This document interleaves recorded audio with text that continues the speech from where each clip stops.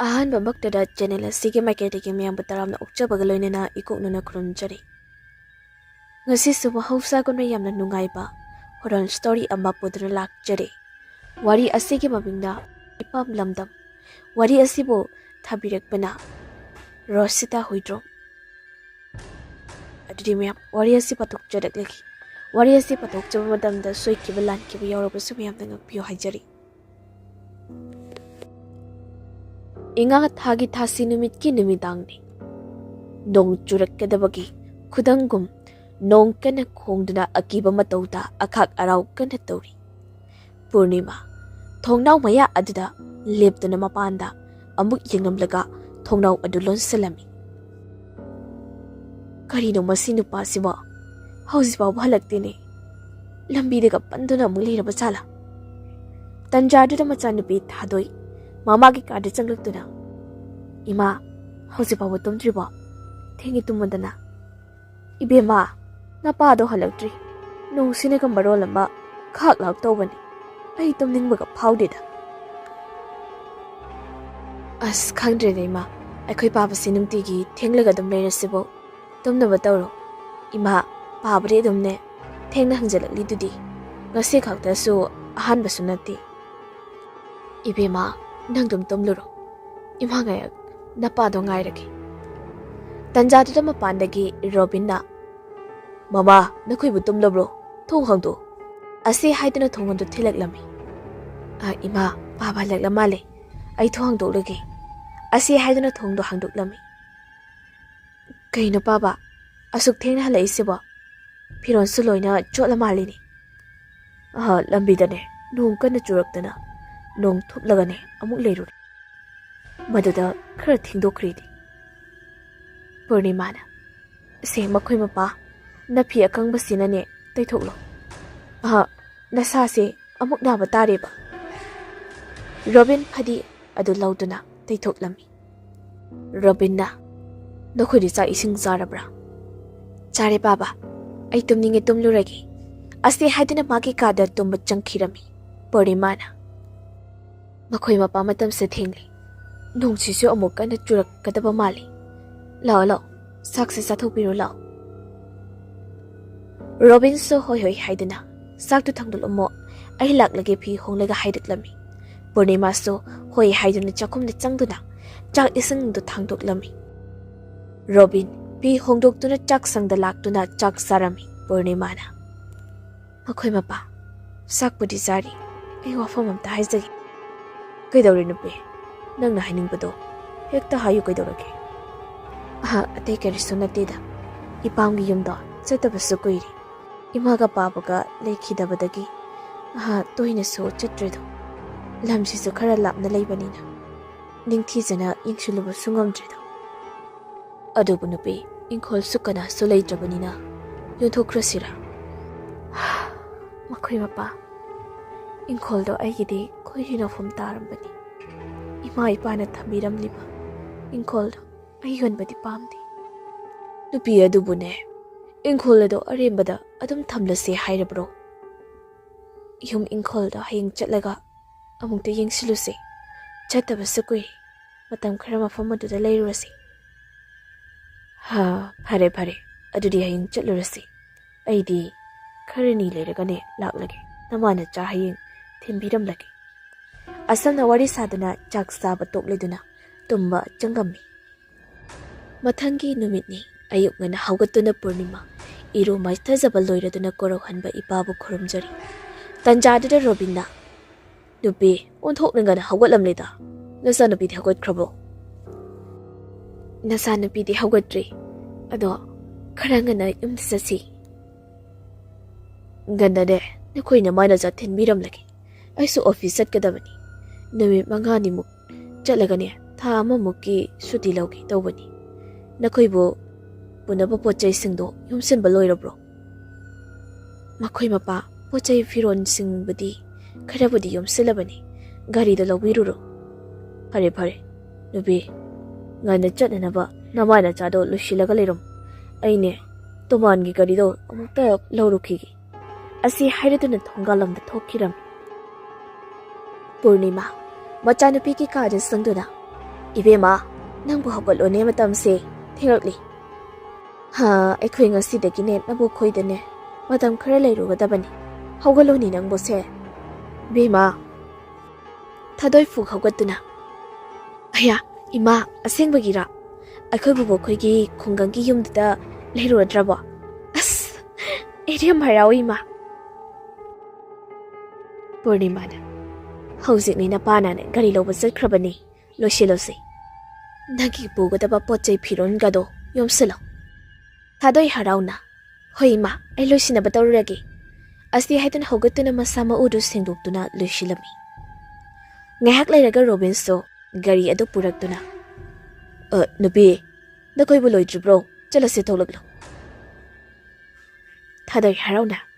Baba, loire, ima sitola ni. Lo, batam si thengli. Chanana batausi. Loire, aiso. Se, pochai singse. Thangtok lasi.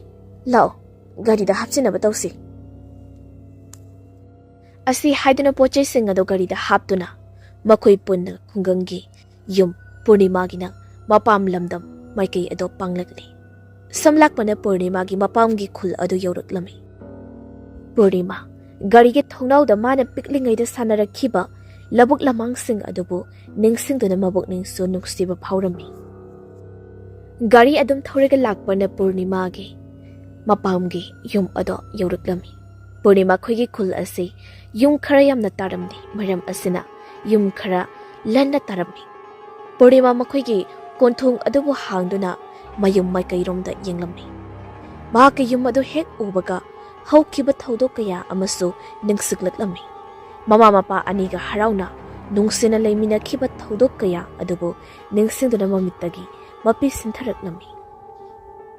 Robina, kaidore nubi laodana changlasi. Pochai singsi thangjinana batawrse se. Purnima su hoi haiduna gari manungda yauriba pochai singado thangtharami.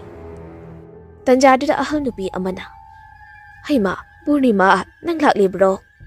Nungsida, udaba su kuireda. Asam hairaklamni. Haima, inira siya, udaba kuiri.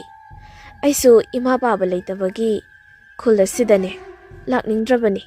Adubo, ima baba na thanlamliba yumase. Aini yangsidana kanani yangsinbigani ine. Rasina, chumine ibema. Oh, nungsida. Nangi ima pabungdo laikhidabagi yumse. Hang. Pika namta su changnadana leirabani. Phare adudi, nang su changun. Ai su zatkragi. Asi haiduna rasi zatkirami. Purnima so, hoi ine haiduna pochai singado paiduna mayumlomda changkaklami. Thadoi harauna. Ima, ai imungda changlukige.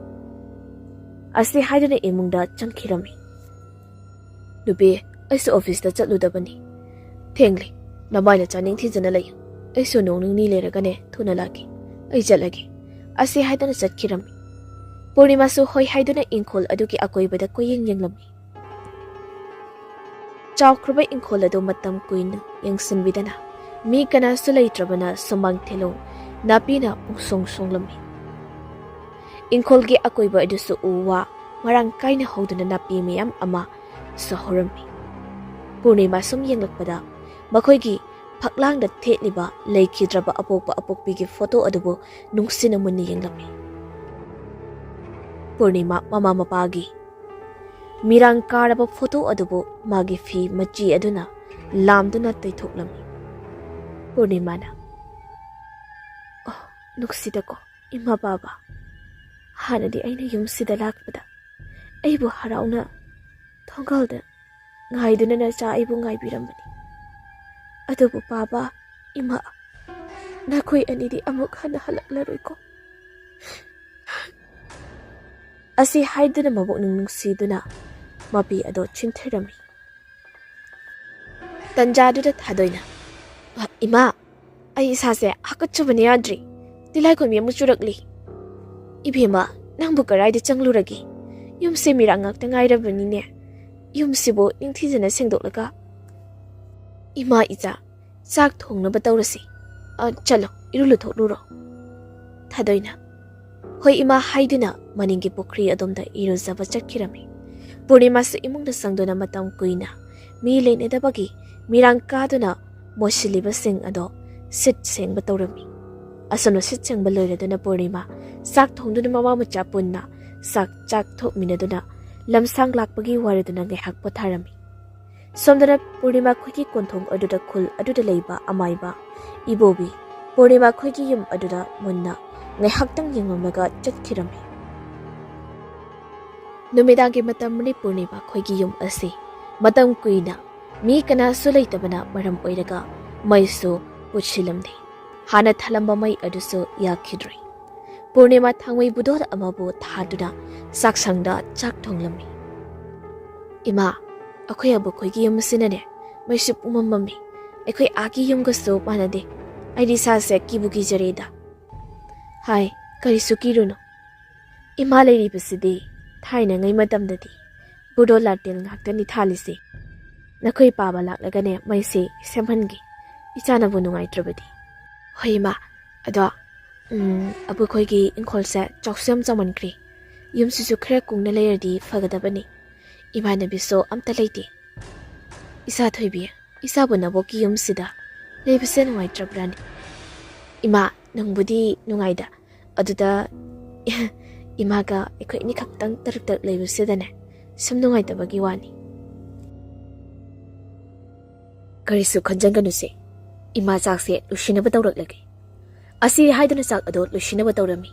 Thadoi chaksang adudam amagi manakta famduna thangwai budol adugi akoimada nanna duna sanari. Adamna budon aduda sanaruba matamda khangaudana thaliba mai aduda thengto khirami. Asaba maisa aduda thengluba matamda thadoi makut adu saraduna ima haiduna makut adu kanbada thangwai budol ado leimaida taraduna thangwai ado mutkirami. Saksang ado pumamamamne. Purnima amamarak aduda ibema nangbu kaidawragi imagi rakta lao makhetuna karaida leikraba asi haiduna kuima maduna leirami. Thadoi makut adu paisinduna ima thangwai budol se mayambu thalao kuse mainam pokre haba. Tanjadudana thadoi gi lengzumda nanglak pakut amana ichot chot pa makai paidaklami. Kainoi ma makheti nakhutuna ichot choliduna kaidawrage asamna hairami mama oirobai khaladuna. Thadoi gi manaktagi khara laptakna Purnimana kari noibe ma ai sida leiri karaidagi amu khut chotlagi ai makheka kadaida leikhrabono khangde namulda thiru lao asamna haidaklami. Thadoi mamana adumna hairakpa aduda lengzumda thamlakliba khut aduda kanthokduna nang kanano haina hairami. Matam aduda kanagumba amana manak nakna changsilaktuna thadoi gi makhut adu paiduna kanna chingaklami. Thadoi pakhana ima ai mamukda kanbiyo ai khusi phagre asi haiduna koilaw lawrami.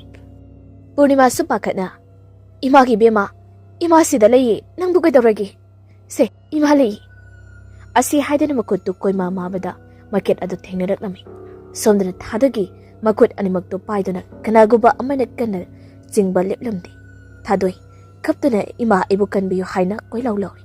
Matam adada Purnima pakhana market chukhatuna thangmai adu thalami. Aduna thangmai thalakpa matamda thadagi makut ado saksang adugi ukhok ting aduda kanna konduna leirami. Purnima machagi manakta changsinduna kari noi bema nangna ukhong asida kolaga koilaw lawriduna. Imadi kayada pakhatlure masidi adumna hayengkhai numidangda phagi tongmuko.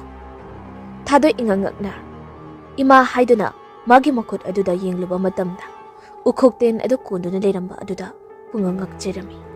Thadoi makut adu lokthokduna munna yengduna hauzikidubu ukhokten lane migi makut nida hauzikda aigi khutta pairakliba haiduna mabukningda khanjanarami.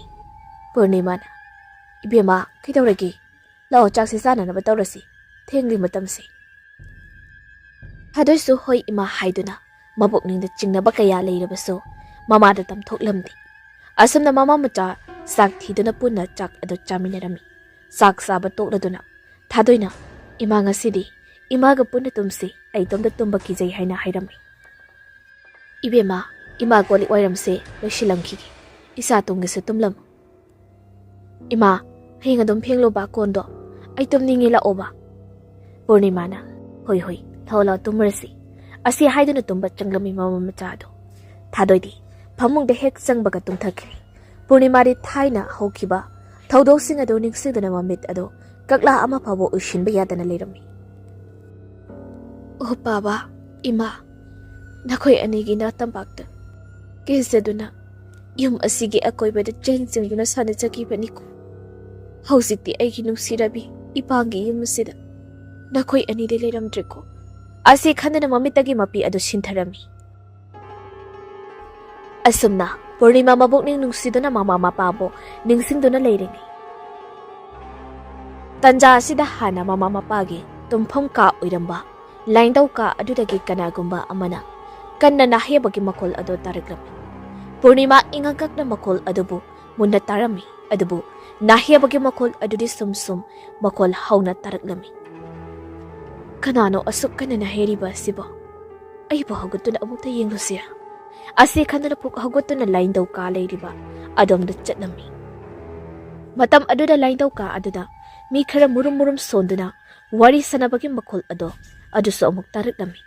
Purnima lain daw ka ado da, sang do da ka ado ki akoy bada kuyingin lami ado bo, matam ado da kana sulay ramdi. Purnima ka ado da githulagi haido na, hek daw baga. Magi tungdagin nason pik na, nupi amagi konjal na Purnima haido na kaurak lami. Purnima tung onda na kanano haido na kuyang yang luba matam na, lainaw kadat hariba. Hamong aduda, kanagumba ama tumdo na labagum na tawrami. Purnima kanano kandada, pamong adugi managda tap na changsindo na, kangkal adobo haidog to na yang lami adobo, matam aduda sukana sulayramni. Tanjada na makoy tumhong kadagi, tadogi konjal na, Ima aibo amuta kan biyo haiduna, kap hongduna kan na lawrak lami. Purnima pa kana, imagi ibema, asi haiduna makoygi karomda jinsinduna, kangkal ado haidokduna machana pibo yang lami adobo, matam aduda thadoy diningayduna, adobag tumduna layrami. Purnima ingagak na machana pida munna yengduna, karino hosike na tawrak liba mataw sibo. Ibema na trane, ay wakal narani. Asi kanda na machana pigi managta tapnat, tumbachang lami, Purnima. Machanupida amuk munda yung duna.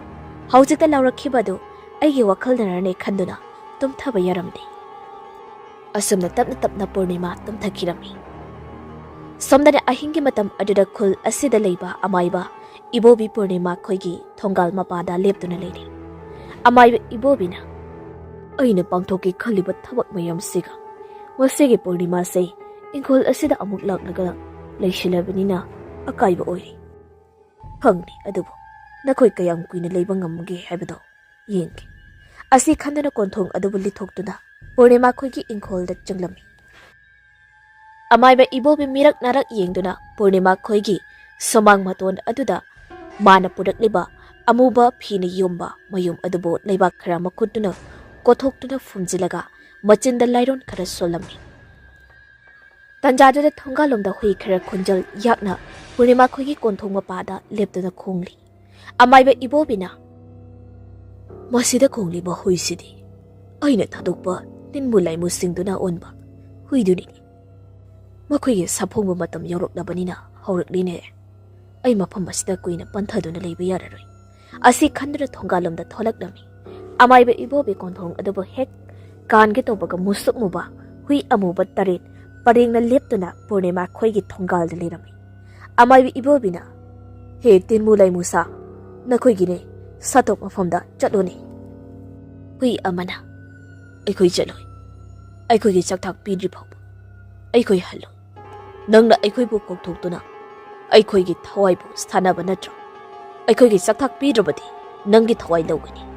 Amay ibo bina, na koy gisaktak to, ay bigisi, yung asina lady ba, miyosing asigi thaway ba ni, na koy gisaktak ojaro. Asi haidar machinda layron kara sondana, huising aduda saithok nami. Ibobi kontong adubo hangdukduna, hanna fawbo yenglamda mayung may kay pangkirami. Adamna kontong adu hangbaga amuba hui tarit ado, mami sami Purnima koygi ingkolomda jinsin kirami. Ningay dana tumdana layriba, thadoibu, mapandagi robina, isa thoibi mapanda tholoo, ipalakle haiduna kaurak nami. Adamna mapandagi, leptana mapana kaurak pa aduda, Thadoi phuk hawatuna. Loliba thong adu hangduktuna mapalomda thoklaklammi. Baba, nangbu kadayda lege? Ahing asida laklisibu kaygino. Asi haiduna sumang aduda kumthaduna akuiba aduda kuyengjiklami. Matam aduda sumang matongi asongma marik adudagi Robinna. Isa thoibi ai sida lege. Lao. Asi haiduna kauraklammi. Baba, kaydorino? Ambamba marak aduda lao. Imungda janglase. Imasu tum hauriye. Thadoi, ipa yumda janglaroi. Lao. Isagi achapal leiri. Thongal dane garida lihori. Laurisi lao. Baba, aheng laurisi lao. Imungda janglase ba. Asi haiduna mapage manakta jangsilaklami. Matam aduda Robin kariso hairamdana thongalomda thokkirami. Ekhoi baba sibu karaida jatnino. Lao baba, imungda janglase ba. Asi haiduna mapagi tungda inarami. Robin machana kauriba ado khomda tung fawba onthoktana thongalomda adumak chatlami. Baba, lao. Asi haiduna tung adum inarak pamatam aduda magi mangda chatliba Robin makhong leimaida soktana masangakta paiduna chatuna lerami. Thadoi matau adu ubada pakhatna tung onduna chenge haina hek tobaga thadoi ki makhongda tunglomdagi kanagumba amana kanda yalaklami. Thadoi pakhatna makhong adubu nanthoknanaba tawruba matamda magi mapagi akiba saktam kairaba saktamda thadogi manakta phamduna lerami. Thadoi matau aduda kibana ima haiduna kana laurami. Matam aduda mapaga sakmanaba akiba saktam aduna thadogi mangaksam ado melaklami. Thadoi kibaga pakhatpaga lawba sungamda makhut macha aniduna nanthoknanaba yamna wana hotnarami. Tanja aduda Purnimana Ibeba nambu kaidawrage amukta makeup tholo ose. Asi haiduna masa ado nomduna machagi makhut dubo lok thoknanaba tawrami. Matam aduda thadoi makeup khangthok thoklaklami. Matam aduda masamangna kuri ado mitsaduna leirami. Ibeba nambu kaidawrage manga phataba manglurabro. Hayeng khaido nakudo thabakda thamlaga tumganuko. Thadoi ngakna kaino husikidubo aige maglane othokna ki zakreda asamda khalami. Purnimana hogalo sebema imana chaka loirabani namai nami kado tathokluro. Thadoi masado itantana hoi ima haiduna haugatuna mamai mamit ado tathoknanaba maninglomda chattuna masama udu sengdoklami. Nongthilga matamni Purnima phi sunanaba phiron amot akai ado khara puthoraktuna samangda phi sunanaba tawrami. Aima sarapsto amta leitrini tawrise. Aina phi sugena tawriside. Isa thoibi ima tukal phawda chalogi. Nang ningthijana leiramuko. Thadoi sumangonda phamduna lairik ama paduna hoima thuna halauko. Thadoina asumna hairi. Thadoi lairik adumna paduna leiring tanja aduda imungda hui haudong kana chingna chaina duna pochai chakhaibaki makhol adu taraklami. Thadoina karaidaki huino haudongno asukkanna khonglibasiba pochai loina chakhairamnani tawribasi asi haiduna imungda changduna yenglami. Adumna Thadoina imungda changduna yenglaba matamdadi karisu tawdana leirami.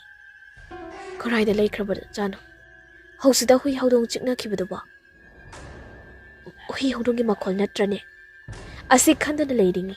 Tanjaduda kanagumba amana laindau kanagi noktuna wari sanabagi makhol ado taraklami.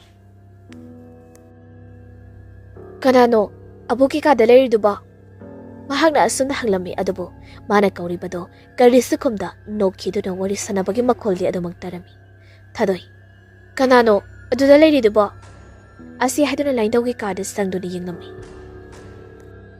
Aduna sangduna yengluba matamda laindau kada thaduna leriba phamung adugi kangkha makhada mamit iranglangba anina munna yengduna leribado urami. Thadoi pakhana kanano maduda leribado haiduna makhongda tongliba finat adubu lawthoktuna kangkha makha aduda langsilami. Adamna hek langsinbaga musuk muba hui manga paringna go go la khongduna ka adudagi senthokhiram. Thadoi ngakna ima haiduna khangprek khangna karino asuk yamba hui singsidi karaidagi imung asida leiramlibano khanduna ingakna yengduna leirami. Tanjaduda makhoigi kadagi nupi amagi khonjalda ima haiduna kanna laruklami. Thadoi pakhana makhoigi tumpham ka aduda changduna yenglami matam aduda nupi ama leimaida khuru kunduna phamduna leirami kanano nang ka sida kaidori bano ha asi haidana nupi aduda hanglami asi haidana nupi adugi manakta su changsilami nupi adu su leimaida mamai ado lukthaduna phamduna kari sukhumda tumina adumuk leirami thadoina kanano nang ba ha kanano ase haidana nupi adugi langsumda thengi haidana hek tubaga phamduna leramba nupi ado akiba saktam amada phaklang na phal launa chongkhatuna napkhirami thadoi matau aduda pakhatna ima haina kana lauduna mapanda chenthoknami tanjadara robin sulakbaga mapa chanarami hai ibema kaidore adu kana lauraga chenthorok leiduna thadoi pakhatna baba imungda nupi akiba ama lehore asi haidana mapada konsinda kaplami tanjadada purnima su dukandagi halaklami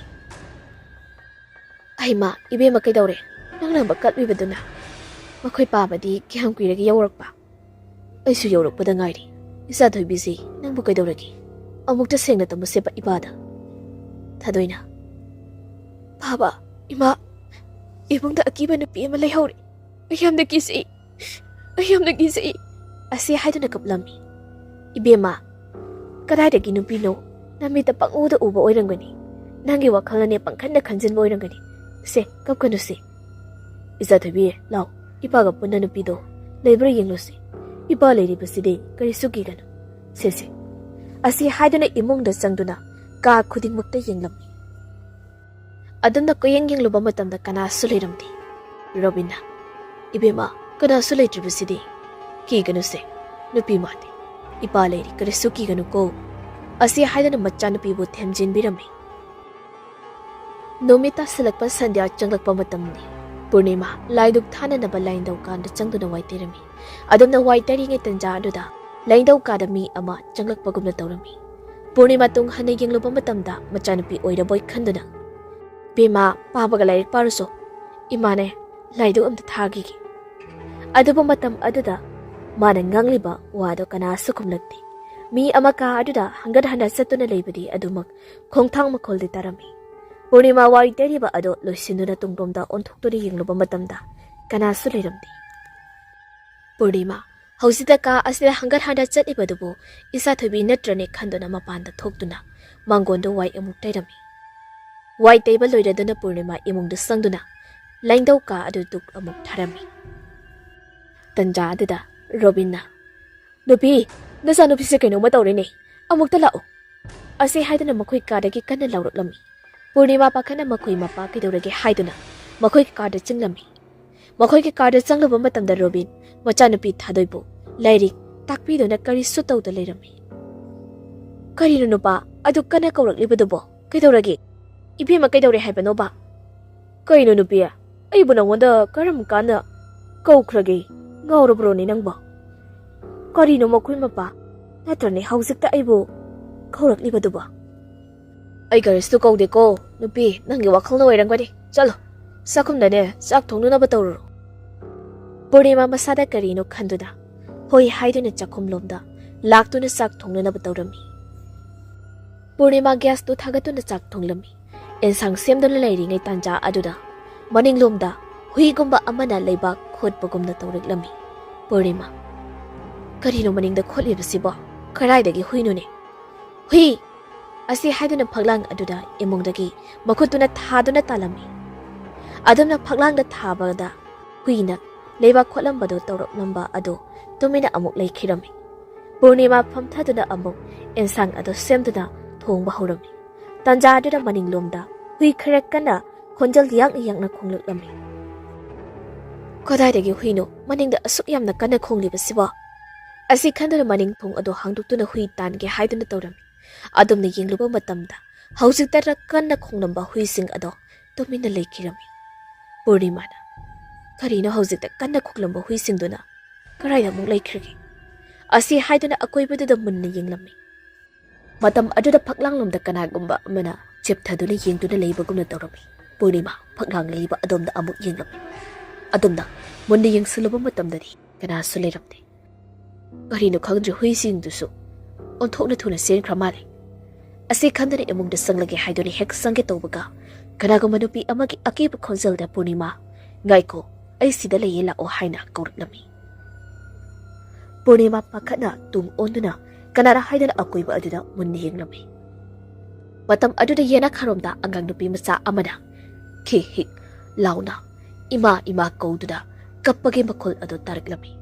Purnimana Karina husibu karaidagi angang no khanduna angang aduna kapliba maiki adon da chatlami matam aduda uri mamli ba marik aduda yena khagi darida mafi thongdaba angang ama masata sinduna kaptuna leriba ado Ibema nangbu kanano kanagi masano nangbu aikhoigi yena kha sida kanana nangbu thanamlibano ase haina hanglami aduba angang adudi mana hangliba adu kari sukhomda mamai lukthaduna kaptuna adumuk leram Purnimana Ibema nangbu kanagi masano lao aine nangi yumda thinbigi asi haidana angagi makut ado paiduna singkhat ke haidana tawrami adumna Purnimana angang adugi makut ado hek soklubaga kaptuna leiramba angang ado mamai sitnana akiba matawdi yinglakami Purnima masado akibaga pakhatpaga ima haidana tunglomdo on rakpa matamda Robinda thinjilami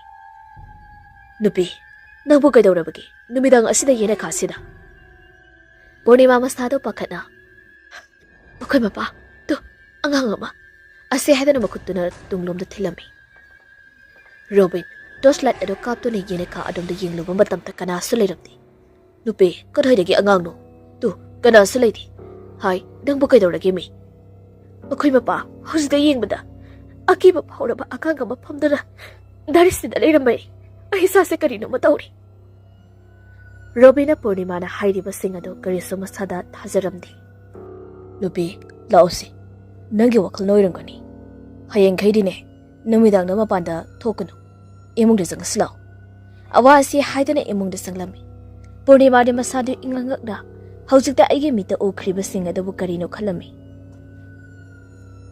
asuna numidangi chak saraduna tumba changlami